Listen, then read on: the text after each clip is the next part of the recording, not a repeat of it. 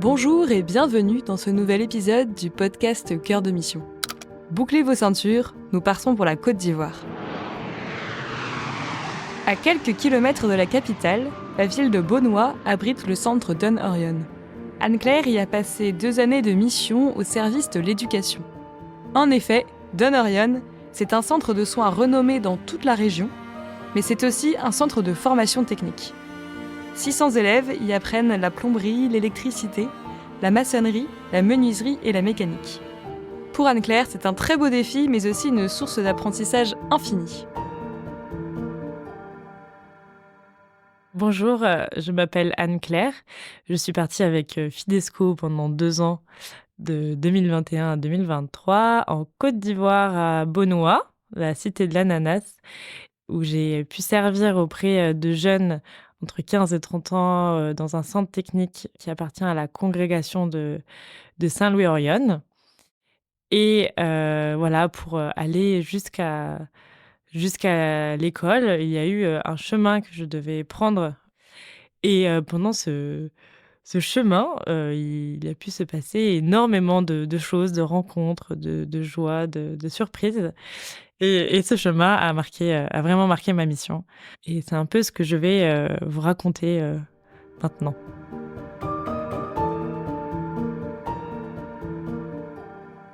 J'ai eu le désir de partir avec Fidesco depuis que j'étais toute jeune au collège, où j'ai eu un témoignage d'un couple à Paray-le-Monial et j'ai trouvé ça génial, leur témoignage. On voyait la joie d'avoir servi et je m'étais dit: «Un jour, je veux faire pareil», et en même temps, au fond de moi, j'avais un peu des craintes, des peurs parce que j'avais pas confiance en moi. Bon, j'étais jeune, mais je me disais: «Waouh, ça, c'est impossible pour moi de faire ça plus tard». Et voilà, les années sont passées, j'ai un peu laissé de côté ce projet. J'ai un peu oublié Fidesco et après j'ai travaillé. Donc moi, je suis pâtissière et cuisinière de profession, et le désir de repartir en mission, enfin de toujours ce désir de partir en mission est revenu en lisant les livres du père Daucher, donc de l'association Anak TNK, et ces livres sont bouleversants et vraiment je me suis dit que c'était une belle œuvre, vraiment une très belle œuvre, tout ce qu'il faisait, et j'avais envie de participer à cette œuvre ou une autre. Et les confinements sont arrivés et ça a été le moment de réfléchir un peu sur quel était le sens de ma vie. Ce que j'avais envie pour moi le mois du futur. Et et voilà, donc j'ai repensé à la mission, et là, Fidesco est revenu dans ma tête et et je me suis dit: «Bon, bah», j'avais toujours cette petite crainte au fond de moi. Est-ce que je suis capable? Est-ce que ça va être possible? Et je me suis dit: «Bah, allons à une réunion et puis on verra, ça coûte rien». Finalement, il faut oser faire le premier pas parce qu'on n'est jamais assez prêt pour se lancer. Et ça a été une très, très belle aventure. Partir avec Fidesco, c'est accepter de partir dans un endroit qu'on n'a pas choisi, avec une mission qu'on n'a pas choisie, et pour moi, c'était tout ce que je voulais, à vrai dire. Parce que je voulais pas exercer ma profession et je voulais, peut-être me dire que là où on allait m'envoyer, c'était là où je devais être, et où je pourrais me rendre utile. Et le choix de partir 1 an ou 2 ans, c'est fait parce que je me suis dit que partir 1 an, ce serait pas assez pour apprendre une nouvelle langue et une nouvelle culture, et donc il fallait bien 2 ans. Et quand j'ai reçu l'appel de Fidesco pour mon envoi en mission, enfin pour me dire où est-ce que j'allais devoir partir, quand on m'a dit que ce serait en Côte d'Ivoire, pour être professeur de français auprès de jeunes entre 15 et 30 ans, j'avoue que ça a été un peu difficile à entendre parce que, bah, c'est 2 ans où, on parle français, auprès d'une population où je me voyais pas forcément être à l'aise. Je me voyais plutôt être avec des enfants, des personnes âgées, des personnes handicapées, enfin des femmes en difficulté, et j'avais un peu oublié cette catégorie d'adolescents, on va dire. Et donc là, c'était auprès de garçons essentiellement parce que c'était des formations, des formations techniques, donc un centre technique avec des formations en électricité, maçonnerie, plomberie, mécanique auto. Donc avec très peu de femmes, pour, étudier, ces futurs métiers et voilà, donc c'était une nouvelle un peu difficile à accepter et au fur et à mesure, je me suis faite à l'idée parce que je voulais faire confiance et en arrivant enfin, pas en arrivant, mais plutôt à la fin de cette mission, je peux vous dire qu'en effet, c'était, j'aurais pas pu rêver mieux comme pays. C'était, vraiment là où je devais être et j'ai beaucoup apprécié, finalement servir, ces jeunes. Ça a été une révélation, on va dire, parce que je me sentais pas capable de pouvoir, tenir une classe de 90, 100 élèves, moi qui suis plutôt réservée. Oui, parler devant tous ces élèves, c'était un nouveau métier, c'était pas des jeunes, donc il fallait quand même faire de l'argumentation, des résumés de texte. Bon, fallait se replonger dans un métier que je ne connaissais pas et voilà, mais c'était, très enrichissant et je vais quand même vous parler de l'arrivée, quand même, en Côte d'Ivoire. Parce qu'avec, ma binôme, du coup, Éléonore, on était un peu toutes les 2 sur, je sais pas comment dire, on n'était pas dans l'excitation de la mission. On était très heureuses de partir en mission toutes les 2 et on avait aussi on savait ce qu'on laissait derrière nous. On avait, vraiment conscience que ça allait pas être forcément facile. Donc on est partis, voilà, ensemble et en arrivant, ça a été vraiment au début la découverte, les odeurs. On arrivait de nuit, c'était incroyable, le mouvement, le trafic routier, heu, ouais, il y a du monde partout autour des grandes routes et on est arrivé jusqu'à Bonoua, donc c'est à 1 heure et demie d'Abidjan et donc dans la brousse en quelque sorte, où il y a pas de route, enfin, c'est que des chemins, en terre, en sable avec des trous et on était étonnés d'arriver à la maison, sans accident et quand on est arrivés, on a été accueillis par, des volontaires, un couple de volontaires qui était arrivé depuis 1 mois et demi, parce que notre maison, n'était pas encore construite. Enfin, ils étaient en plein chantier, donc nous avons vécu à peu près 1 mois et demi, avec, les autres volontaires. Ce qui nous a permis quand même de créer une belle relation et de pouvoir apprendre, plus facilement, comment s'intégrer, on va dire. Par leur, petite expérience de 1 mois et demi, c'était déjà, en fait, assez énorme pour nous et les ouvriers ont construit très rapidement, la maison. En 1 mois et demi, c'était fait. Donc voilà, on a pu, après s'installer et donc ce début, après cette première découverte, moi, je dois avouer que j'étais un peu, je sais pas, je me suis dit: «Mais dans quoi je me suis lancée? Pourquoi j'ai dit 2 ans à Fidesco?» Vraiment c'est dur parce que, tout est différent, l'atmosphère, le climat, comment est-ce qu'on va pouvoir communiquer avec eux alors que c'est en français, mais malgré tout, c'est pas le même langage. Comment faire des courses parce que c'est des tantis qui vendent sur le bord de la route. Hem, Comment se déplacer, se repérer parce qu'au début, moi, j'étais perdue, entre tous ces chemins. Donc Béranger et l'autre volontaire nous avaient un peu fait visiter et le lendemain, moi, j'étais perdue. J'osais pas sortir. Il y a tous, les cafards, les serpents qu'on peut rencontrer. Tout est différent et là, je me suis dit: «Finalement, partir dans un pays où on parle français, c'est plutôt bien, plutôt pas mal» et en fait, avec ma binôme, on n'osait pas trop, parler, enfin, on parlait, mais on n'osait pas, dire ce qu'on ressentait vraiment sur, notre arrivée. Il s'est avéré qu'on avait toutes les 2 le même sentiment, on était un peu perdus et finalement, au bout de peut-être 1 semaine, en fait, ça s'est calé très, très vite, bah, notamment grâce aux volontaires, de pouvoir, rencontrer les gens du quartier, aller à des événements, un mariage, très, très rapidement. Ça fait que, en fait, on a vite pris le coup et ça a été, très, très bien par la suite. Mais la première semaine a été un peu dure quand même, heu, mais pour plus de joie après. La mission concrètement, c'était, d'être professeur de français dans un centre technique, qui s'appelle le centre technique de Don Orion, donc qui a été, fondé par, la congrégation de Saint-Louis Orion. Et donc il y a des prêtres qui s'occupent en fait, il y a un centre technique et un centre hospitalier, côte à côte, donc géré par les prêtres.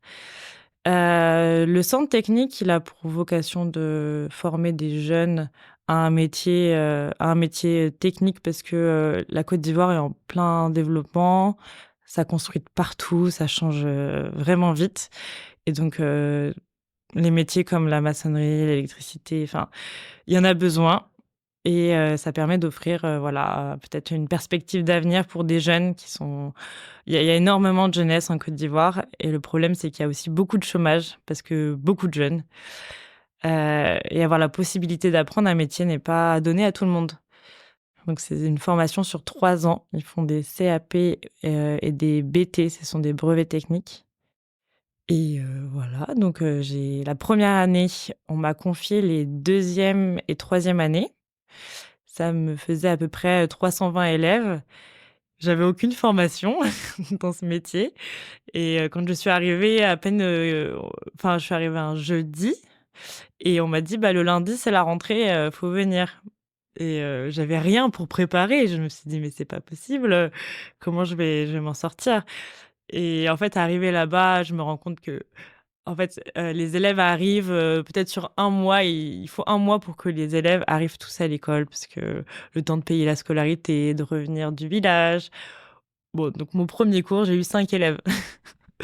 Ça a été assez, simple et en même temps, je me suis dit: «Mais est-ce que vraiment je vais y arriver?» et en fait, il faut faire confiance parce que ça se passe, très bien, par la suite. J'avais des classes entre 90 et 100 élèves et voilà, ça a été un vrai challenge de trouver, comment les intéresser, comment amener une discipline avec moi, mon regard d'européenne. Où en fait, on n'a pas les mêmes critères forcément qu'eux. Donc il a fallu aussi apprendre à changer sa méthode, à accepter que ça ne puisse pas fonctionner, à être à l'écoute aussi de leurs besoins. Après, ils avaient des thèmes imposés, sur l'année qui étaient intéressants et en même temps qui me mettaient à l'épreuve. C'était des thèmes sur la place de la femme, l'éducation, le monde du travail, l'environnement et je trouve que ces thèmes, ils sont bien, mais on va dire qu'on leur impose des thèmes que le pays eux-mêmes ne va pas mettre en place. C'est-à-dire, la place de la femme, les textes qu'on nous donne, ils sont beaux, mais ils sont pas prêts, en fait, à accepter, qu'il y ait que la place de la femme soit différente que ce qu'elle est actuellement, où elle est essentiellement à la maison, elle prépare à manger et elle peut pas dire son mot ou faut cacher, en fait. C'est plutôt, si l'homme va aider la femme, il faut pas trop le montrer. Parce que voilà, il y a je sais pas, il y a une image peut-être à tenir et c'était très dur pour les filles bah, il y avait peut-être 4 filles à chaque fois par classe et elles osaient pas parler parce qu'elles disent: «Les garçons se moquent de nous si on parle, on n'a pas trop notre place pour parler» et donc voilà, ça a été des débats assez bon, c'était très intéressant et c'était dur parce que, bah, moi quand je suis arrivée, j'étais la seule femme prof. Il y en a eu une deuxième qui est arrivée. Et j'étais, voilà, célibataire, jeune, donc pour eux, c'est un peu compliqué. Une femme doit être mère parce que pour être respectée dans la société, il faut être maman. Alors c'était étonnant pour eux que je sois là, que mon aspiration sur ces 2 ans, c'était être, disponible pour eux avec, aucune, voilà, je cherchais pas à me marier et pour eux, c'était, impensable. Donc c'était très, très je pense pour eux, ça a été aussi comment dire? Une sorte de curiosité pour eux, c'était nouveau et enfin vraiment c'était impensable et je me suis dit que vraiment c'était presque, un luxe en fait de pouvoir partir en mission, de pouvoir, se donner parce qu'en effet, si on peut partir, c'est qu'on finalement on peut se permettre, de partir en mission et ça m'a donné aussi un nouveau regard sur, voilà, le fait de partir, le fait de enfin, cette différence qui permet quand même de beaux échanges et qui permet d'apporter, quelque chose de nouveau pour eux.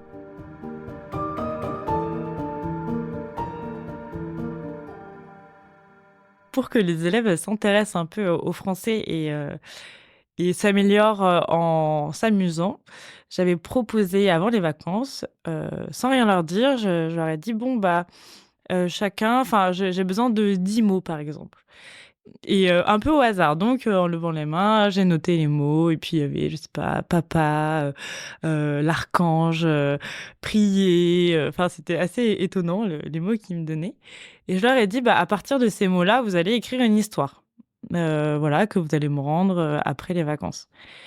Et j'ai eu une très, très belle histoire, d'un élève qui venait de perdre sa maman. Enfin, je l'ai su, juste, au retour des vacances et il avait écrit un texte donc à partir des mots. Alors, je vais vous le lire parce que c'est assez, ça m'a beaucoup touchée.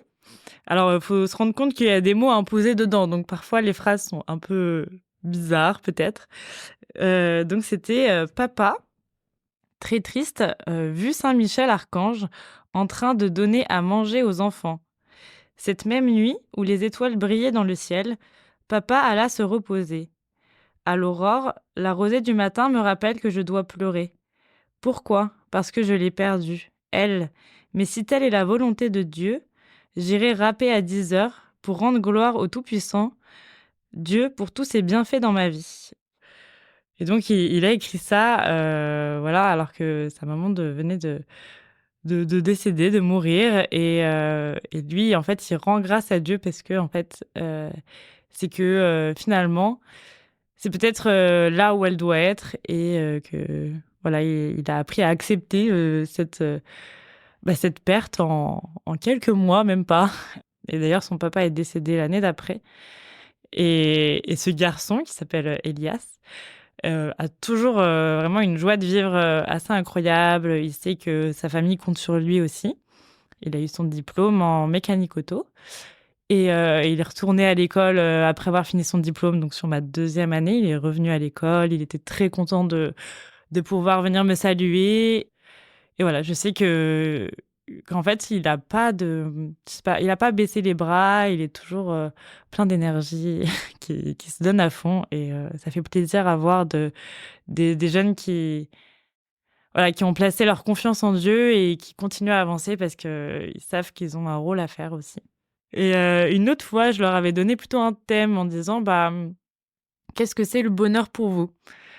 Et vraiment, moi, j'étais loin d'être à leur niveau. Pour moi, je me disais: «Ah, le bonheur, bon, c'est des choses toutes simples, mais les voir sourire le matin, voir ma famille», moi, j'avais un peu ces idées-là en tête et donc j'ai 2 petits textes qu'on a écrits et donc c'est, «Dans ce monde, la plus valeureuse des choses, c'est d'avoir Jésus dans sa vie. Lui seul me rend heureux et ce bonheur n'est pas dans le monde, mais plutôt en Jésus. Vraiment, avoir Jésus, c'est la plus belle chose qui me soit arrivée». Et donc ça, c'est Joël, un garçon en mécanique auto aussi. Et une fille qui s'appelle, Grâce a écrit, «Le bonheur pour moi, c'est la grâce que Dieu m'a fait de le connaître et de marcher avec lui. C'est de me réjouir dans le Seigneur car il est bon et merveilleux. Je vous invite à le connaître et à expérimenter son amour, qui n'a point de limite. Il est bon Dieu, il nous aime d'un amour inconditionnel, il nous aime tels que nous sommes. Pour moi, le bonheur, c'est Jésus-Christ dans ma vie». Et je me suis pris quand même une petite claque, en lisant, tous ces textes parce qu'il y en avait plein d'autres qui ont écrit des choses un peu similaires et vraiment, bah, ils ont tout compris et vraiment ça se voit dans leur vie. Les Ivoiriens ont une joie de vivre, qui se transmet, qui se transmet. C'est c'est contagieux.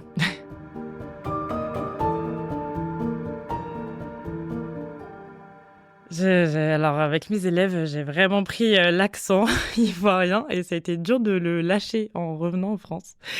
Même le nouchi, en fait, la Côte d'Ivoire, c'est un pays avec, à peu près 70 ethnies, avec, énormément de langages, différents. Et à Beaunois, les élèves venaient un peu de toute la Côte d'Ivoire. Donc, entre eux, ils devaient parler français, si vous voulez se comprendre. Mais c'était un français, un français, pas forcément très bien maîtrisé parce qu'ils le mélangeaient avec, du nouchi. Donc le nouchi, c'est le langage de rue. Enfin, chez nous, on l'a pas rentré à un langage de rue, mais chez eux, il est très développé et même les personnes, âgées comprennent le nouchi. Mais le nouchi évolue énormément en fait, en quelques années, enfin, En fait, il évolue tout le temps et il vient emprunter des mots de l'anglais, du français, espagnol, enfin, ça vient un peu tout mélanger, transformer les mots, pour former des phrases ou juste des petites choses, par exemple, tricher, enfin faire, des anti-sèches, c'est des badjolis. Donc j'avais, j'ai un ami ivoirien qui m'a offert un livre de Nouchi avant de partir, qui a été assez utile parce que j'étais tombée sur, les badjolis avant et donc quand je suis arrivée en classe et que des élèves, en pensant que je ne comprenais pas, ont dit: «Madame, on va faire des badjolis», un peu en me provoquant, bah, je savais et donc ils ont été assez étonnés. Ils ont bien rigolé et et des fois, après à la fin des cours, je leur disais: «Bon, bah, on échange nos places, vous allez me faire cours de Nouchi» et puis, pendant les 5 dernières minutes du cours, ça me permettait d'entrer en contact avec eux et de comprendre même dans la rue, enfin, c'est des mots qu'ils utilisent vraiment tout le temps. Et donc, il y a encore des mots que j'utilise, maintenant, que j'ai transmis à mon entourage parce qu'ils sont un peu obligés maintenant. Je j'arrive pas à m'en détacher mais il y a des mots assez beaux comme, yako qui est, en fait, quand on dit yako à quelqu'un, c'est en fait, il y a pas de mot pour décrire yako, mais si on arrive, si on s'est fait mal, on va dire: «Ah yako». Mais si, par exemple, il y a un décès, on va dire le yako à la famille, donc c'est vraiment fort. C'est le soutien, c'est la compassion, c'est en fait, c'est un mot qui comme c'est difficile de décrire, en fait, ces choses-là, bah, yako, il est là pour toutes les situations et voilà, c'est très pratique.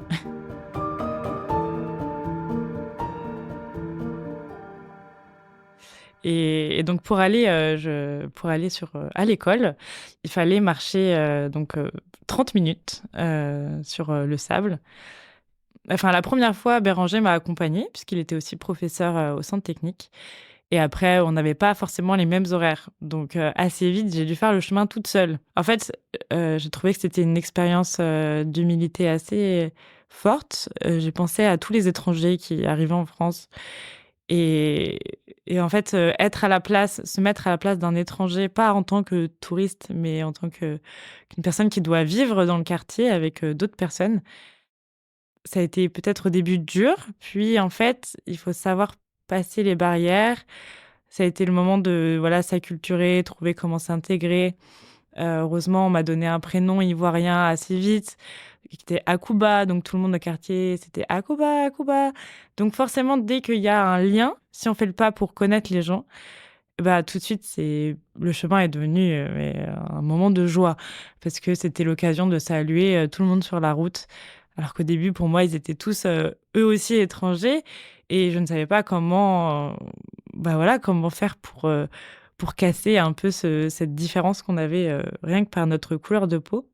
Et voilà, donc ça a été l'occasion de croiser, tous les matins, maman Thérèse qui vend, des légumes, qui nous dit quoi faire quand on a un palu ou qu'on est un peu malade, «Ah mais il faut manger sauce gnangnan parce que c'est amer, ça va vous aider».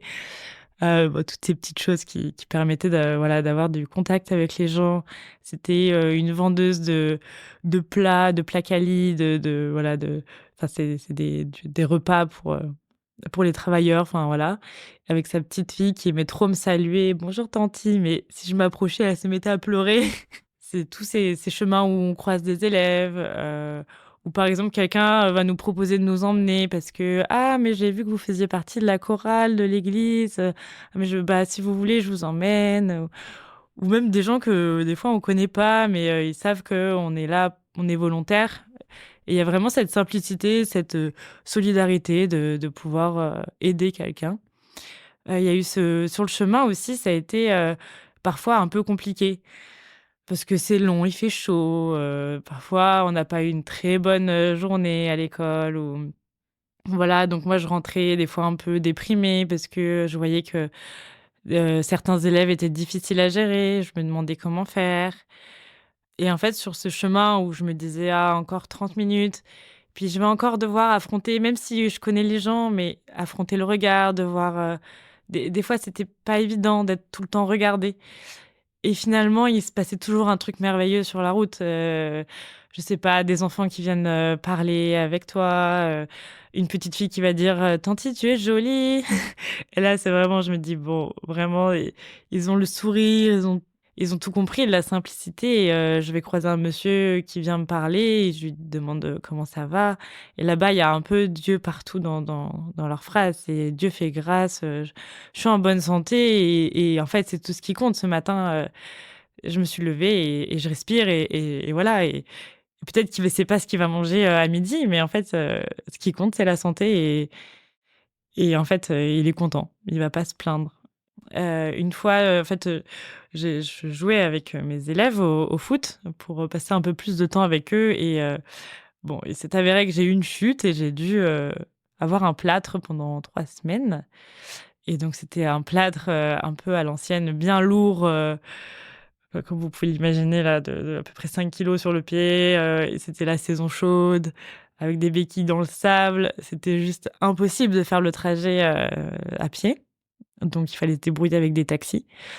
Nous, on était dans un quartier qui s'appelle le quartier résidentiel, qui était un peu éloigné. Il y avait pas de route, très praticable. Les taxis aimaient pas vraiment venir chez nous et sur certaines heures de la journée, c'était pas si évident de trouver. Enfin, je trouvais pas de taxi ce jour-là et donc j'ai décidé de faire la marche, en béquille. Et il y a une montée, on appelait ça la montée de l'Emmanuel. Et donc c'était la grande montée. Et donc j'avais du mal avec mes béquilles et il y avait personne sur la route parce que c'était une heure chaude où les gens, ne sortent pas. Et à un moment, il y a un monsieur quand même qui était là et sur le coup, je me suis dit: «Ah, pourquoi il vient me voir?» Et en fait, très gentiment, le monsieur a vu que, simplement j'avais du mal à marcher et il m'a dit: «Mais il faut que tu trouves un taxi». Et j'étais là: «Bah oui, mais vraiment je trouve pas». Et donc en fait, ce monsieur a dit: «Bah, je reste avec toi, jusqu'à ce qu'on trouve un taxi». Alors qu'il allait travailler.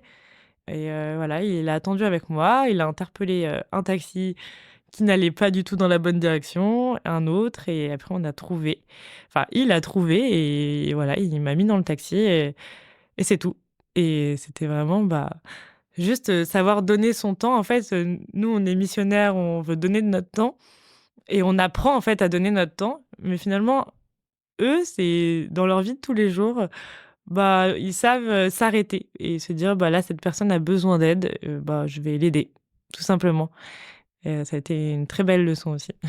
Alors, ce que j'ai pu, garder de la mission et les fruits que j'ai pu en découvrir, enfin, avoir, recevoir, c'est, en effet, c'est toute cette, facilité de la rencontre, cette, facilité à échanger avec les Ivoiriens. Il y a pas besoin de grand chose, c'est, des accolades, enfin, c'est vraiment facile.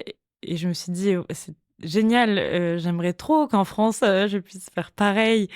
Il y a eu, voilà, il y a eu toute cette, se rendre disponible pendant 2 ans, en fait, c'est une expérience, incroyable de se dire, bah, il y a la mission, donc il y a le lieu de mission où pendant 2 ans, vraiment, on se dit: «Bah, là, voilà, on oublie, tous, nos projets personnels, on oublie, tous nos désirs personnels.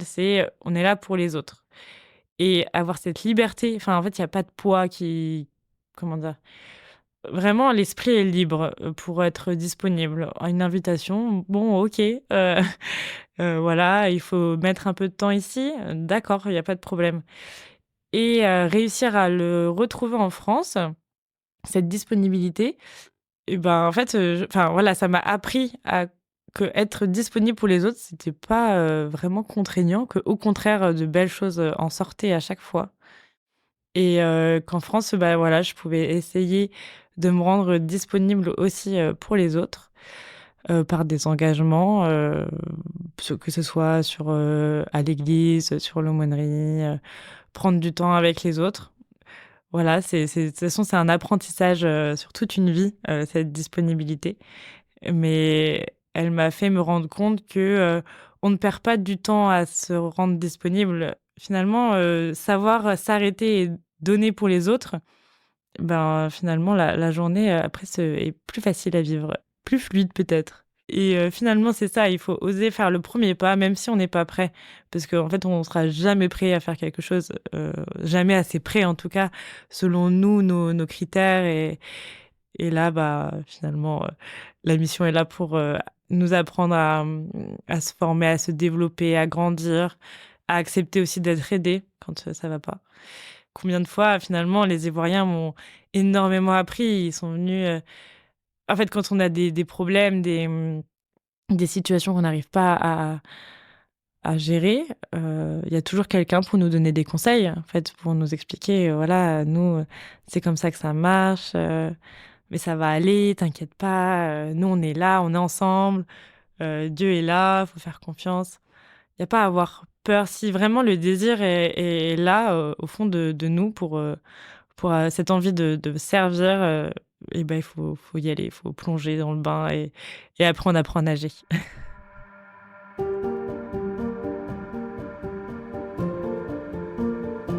Merci Anne-Claire pour ce beau témoignage. Le mot de la fin, on pourrait donc dire que ce serait « n'ayez pas peur ». Les rencontres le long du chemin, les regards et les découvertes, c'est tout ça qui a fait la beauté de ta mission. Si vous aussi vous voulez vivre tout ça et plonger dans l'aventure du volontariat, rendez-vous sur le site fidesco.fr/partir pour en savoir plus sur les missions Fidesco.